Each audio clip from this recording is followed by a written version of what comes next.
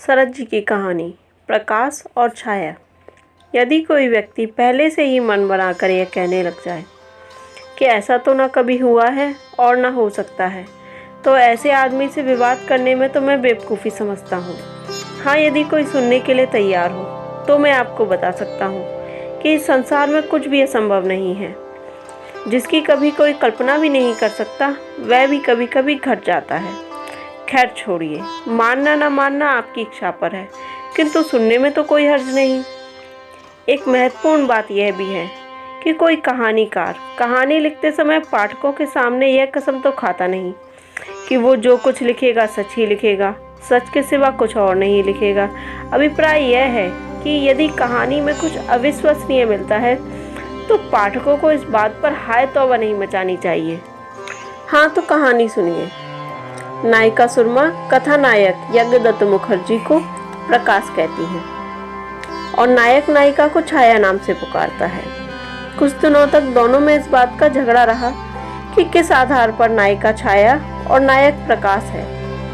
अंततः नायिका ने नायक को समझाते हुए कहा, आश्चर्य है कि तुम्हारी बुद्धि में इतनी छोटी सी बात भी नहीं आती कि तुम्हारे बिना मेरा कोई अस्तित्व नहीं है और ना ही कोई नाम, किंतु तुम मेरे बिना सभी स्थानों और सभी कालों में विद्यमान हो।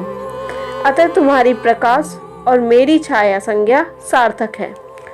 हंसते हुए प्रकाश ने कहा, मैं तुम्हारे विश्लेषण से सहमत नहीं हूँ। नायिका बोली, मतभेद और तर्क वितर्क का तो आज तक कभी अंत ही नहीं हो सका।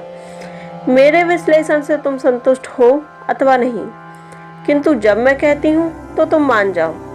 अब नायक क्या कहता, इसलिए हम भी अब उन्हें श्रीयुत प्रकाश और श्रीमती छाया ही कहकर पुकारेंगे। कहीं पाठक पाठिकाओं में मतभेद ना हो जाए, इसलिए हम इस विवाद को यहीं समाप्त करते हैं। किंतु यह बताना आवश्यक समझते हैं कि प्रकाश और छाया स्त्री पुरुष तो हैं, किंतु वे पति पत्नी नहीं हैं। दोनों का प्रेम शुद्ध पवित्र है। उनके प्रेम को अवैध कहना वैधता को गाली देना होगा। अब आप कहीं इन्हें किशोर किशोरी ना समझ लें, इसलिए इनकी आयु भी सुन लीजिए। नायक 23 वर्ष और नायिका 18 वर्षीय है और दोनों का प्रेम विशुद्ध सात्विक है। अब हम आपको उन दोनों के बारे में थोड़ी बहुत जानकारी भी दे देते हैं। नायक ने छोटी सी छटी हुई दाढ़ी रखी हुई है और आंखों पर चश्मा और सिर पर सुगंधित तेल लगाता है। ढाके की चुन्नटदार धोती पहनता है, शानदार शर्ट और पैरों में मखमली जूते पहनता है। इन जूतों पर नायिका ने अपने हाथों से फूल काढ़े हैं। उसके पुस्तकालय और घर में दास दासियों का जमघट है। इस समय टेबल पर झुककर वह एक पत्र लिख रहा है। टेबल पर लगे बड़े दर्पण में उसका प्रतिबिंब पड़ रहा है। नायिका चुपके से कमरे के भीतर आकर और नायक की आंखें मीचकर उसे चकित करना चाहती है, किंतु समीप जाते ही उसका प्रतिबिंब भी दर्पण पर पड़ने लगता है, जिससे उसके लिए अपनी किसी चेष्टा को गुप्त रखना संभव नहीं हो पाता। छाया ने देखा कि उसे देखकर प्रकाश मुस्कुरा रहा है। छाया भी मुस्कुरा दी और बोली, क्यों, तुमने मुझे देख लिया? यज्ञदत्त, क्या तुम्हें देखकर मैंने कोई अपराध किया है? सुरमा, और नहीं तो क्या? यज्ञदत्त, असल में आधा कसूर तुम्हारा है और आधा कसूर इस शीशे का है। सुरमा, तो मैं इस शीशे को इसी समय ढक देती हूँ। यज्ञदत्त, यह तो हो जाएगा, किंतु बाकी अधूरे कसूर का क्या करोगी? सुरमा ने 3 बार हिलने डुलने के बाद नायक को पुकारा, प्रकाश। यज्ञदत्त, क्या बात है छाया? सुरमा, तुम दिन प्रतिदिन दुबले क्यों होते जा रहे हो? यज्ञदत्त, मुझे तो ऐसा कभी नहीं लगा। सुरमा, तुम्हारी खुराक क्या है? हंसते हुए यज्ञदत्त ने कहा, क्या आज लड़ने का मन बनाकर आई हो? यही समझो, किंतु मैं इसके लिए तैयार नहीं हूँ। अच्छा, तो तुम विवाह क्यों नहीं करते? इसका उत्तर तो मैं प्रतिदिन दिया करता हूँ। मैं तुम्हारा कोई बहाना नहीं सुनूंगी, तुम्हें विवाह करना ही होगा। अच्छा सुरमा, मुझे तो तुम कह रही हो, किंतु तुम स्वयं विवाह क्यों नहीं कर लेती? यज्ञदत्त के हाथ से पत्र छीनकर मुस्कुराती हुई सुरमा बोली, छी, विधवा का विवाह भी कहीं होता है? कुछ देर की चुप्पी के बाद यज्ञदत्त बोला, कुछ लोग इसके विरुद्ध अवश्य हैं, किंतु अब बहुत से लोग इसमें कोई बुराई नहीं मानते। सुरमा बोली, जब लोग विधवा के पुनर्विवाह को शास्त्र विरुद्ध कहते हैं तो तुम मुझसे गलत काम करने के लिए कैसे कह सकते हो? इसी के साथ वह टप टप आंसू गिराने लगी। सुरमा के आंसू पोंछते हुए यज्ञदत्त ने पूछा, सुरो, क्या तुम अपने मन की चाह को मुझसे साफ साफ बता सकोगी? मैं वृंदावन जाना चाहती हूँ। क्या मुझे छोड़कर तुम कहीं रह सकोगी? सुरमा के लिए उत्तर देना संभव ना हुआ। सोच विचार में डूबी वह बेचारी आंसू बहाने लगी। सुरमा बोली, यज्ञ भैया, क्या आप इस कहानी को एक बार फिर दोहराएंगे? किस कहानी को फिर से सुनना चाहती हो? वही वृंदावन में मेरे खरीदे जाने की। तो आपने मुझे कितने रुपए में खरीदा था? सुरो, मैंने तुम्हें 50 रुपए में खरीदा था। मैं उस समय 18 वर्ष का था और बीए की परीक्षा देकर घूमने के लिए पश्चिम की ओर निकला था। एक दिन दोपहर के समय मैंने मालती कुंज के समीप गीत गाती वैष्णवियों के एक दल को देखा। उसी दल में तुम भी थी। वस्तुतः उस समय तुमने अपने यौवन की पहली सीढ़ी पर पैर ही रखा था। तुम्हारे रूप सौंदर्य की आभा सचमुच अनूठी और मनमोहक थी। मन की आंखों से तुम्हें देखने पर तुम्हारे रूप का जादू सर चढ़ कर बोलता था।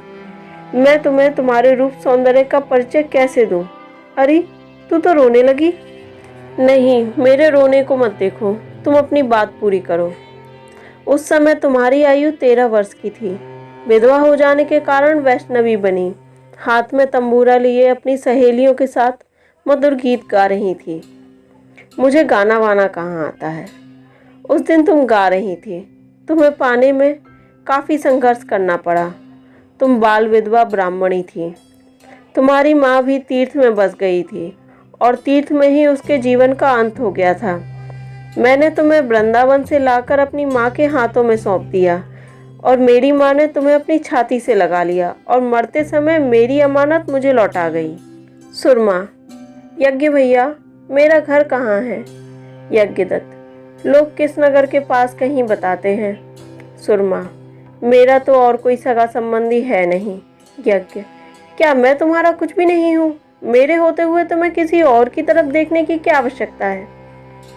सुरमा आंसू बहाती हुई बोली, तुमने मुझे खरीदा है, तुम मुझे फिर बेच भी तो सकते हो। यज्ञ, विश्वास करो, मैं तुम्हें कभी नहीं बेचूंगा। हाँ, यदि मेरे स्वयं के बिकने की नौबत आ गई तो बात और है। सुरमा बिना कुछ बोले कृतज्ञतापूर्ण दृष्टि से प्रकाश की ओर देखती रही और कुछ देर बाद बोली, ठीक है, तुम मुझ छोटी बहन के बड़े भाई हो। हम दोनों को एक बहुरानी की आवश्यकता है। बहू किस लिए चाहिए? सुरमा बोली, पूरे दिन खाली रहती हूँ। बहू को सजाने दजाने में समय का कुछ तो सही उपयोग हो जाएगा। यज्ञदत्त ने पूछा, क्या तुम सचमुच अपने मन से बहू को सजाने दजाने का काम कर सकोगी? यज्ञदत्त की आंखों में आंखें डालकर सुरमा बोली, क्या तुमने मुझे इतना अधम समझ रखा है कि मैं ईर्ष्या द्वेष से ग्रस्त हो जाऊंगी? तुम्हारे मन में ईर्ष्या द्वेष उत्पन्न ना भी हो तो भी अपनी महत्ता को गंवाने का कुछ दुख तो तुम्हें अवश्य होगा। मेरी महत्ता कम क्यों होगी? मैं तो आज भी राजा हूँ और कल भी राजा रहूंगी। हाँ, एक मंत्री की नियुक्ति हो जाएगी। जब दोनों आपसी सलाह मशवरा से इस राज्य को चलाएंगी तो बड़ा आनंद आएगा। यज्ञदत्त बोला, छाया, मेरा विवाह करने का तो बिल्कुल भी मन नहीं है।